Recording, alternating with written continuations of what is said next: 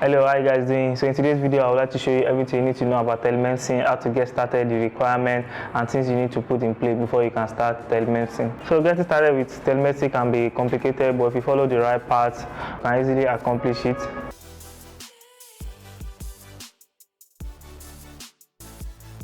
So the first thing you need to do is to have a plan. What do you want to accomplish with telemedicine? Is it to make yourself more accessible or to meet up with all your schedules, or using telemedicine in off hours?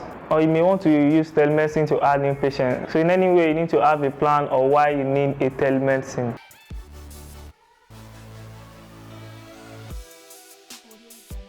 So the second thing you need is to select a form of telemedicine. So what I mean by form of telemedicine, it can either be an audio, whether from WhatsApp voicemail or whether from WhatsApp video, or you are using a video conference, which is very popular. Or you can actually use if you have an EMR software, just like Clinic Plus, you can actually use that.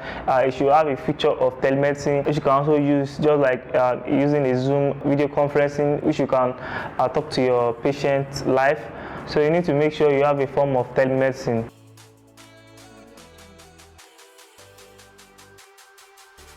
So the third thing you need to do is to ask your patient, will they be open to televisit? Will they be comfortable with them if it means less waiting? And if so, which service would they be interested? You may simply ask patients, or you give them a form to fill, whether from Google, or you can send to their email for them to fill out.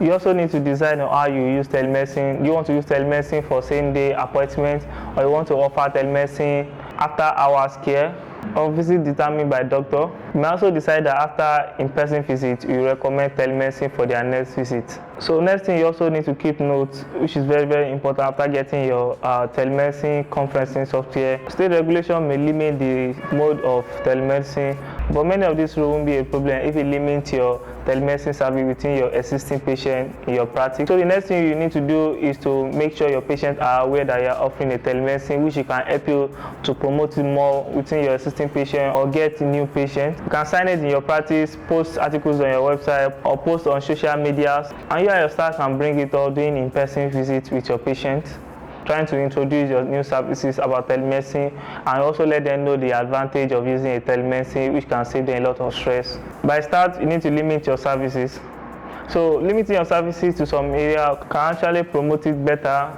It can actually be whether medication refill, blood pressure, diabetes, and so on. So make sure you limit your telemedicine service at a start, which you can draw a lot of traffic. Next, you need to make sure you have all your televisits in your calendar.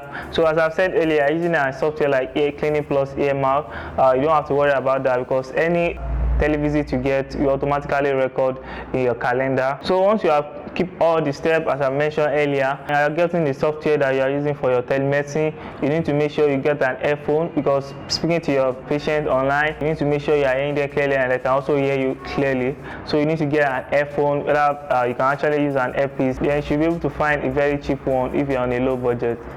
So lastly, which is very, very important, you need to choose the telemedicine software. So if you remember, as I said in the beginning, you can use Zoom video conferencing software, but I wouldn't say that is the best, because when you book a televisit, you can't get the schedule and so many other features you can't get with Zoom. Zoom is just for video conferencing, but when you are doing the telemedicine feature or televisit, you need a lot of things to keep in place. So the software I would recommend is to get the Clinic Plus EMR software, so which is very, very affordable, and not only that, is a electronic medical report, which you can also use to manage your entire hospital. Also provide a feature for telemedicine, which you can use for online consultation, and this feature can really help you a lot consulting with your patient online. So after getting the software that you choose to use, you need to make sure you test run the online consultation. You can actually test it with your patient, make sure everything works perfectly before you actually go and start using it. That is it, guys. If you have any issue with what I just said in this video, make sure you comment below. Let me know any issue you have. Like this video, share, and make sure you subscribe to this channel for amazing things that is coming up. See you next time, guys.